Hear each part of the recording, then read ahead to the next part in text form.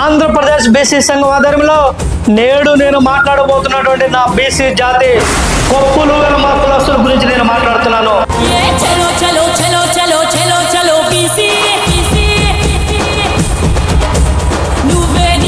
నా కొప్పులు వెలమ జాతి ఎంతో చరిత్ర కలిగినటువంటి జాతి, నీతి నిజాయితీలకు మారిపోయారు, ఆత్మ గౌరవానికి ప్రతీక.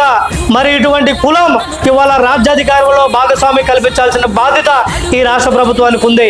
నామినేటెడ్ పదవుల్లో సరైనటువంటి మరి ప్రాతినిధ్యం కల్పించాల్సిన బాధ్యత రాష్ట్ర ప్రభుత్వానికి ఉంది. కొప్పులు వెలమ సోదరుల్లో రాష్ట్ర వ్యాప్తంగా కూడా కడు పేదరికంలో పంపుతున్నటువంటి వేలాది కుటుంబాలు ఉన్నాయి.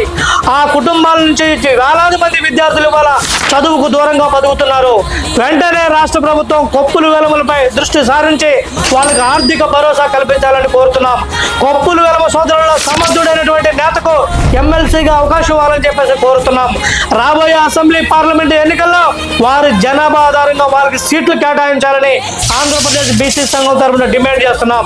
రాబోయే రోజుల్లో ఆంధ్రప్రదేశ్ బీసీ సంఘం ఆధ్వర్యంలో కొప్పులు వెలమ సోదరులతో ఆత్మీయ సమావేశాలు ఏర్పాటు చేయబోతున్నామని చెప్పేసి కూడా ఈ సందర్భంగా తెలియజేస్తున్నాం.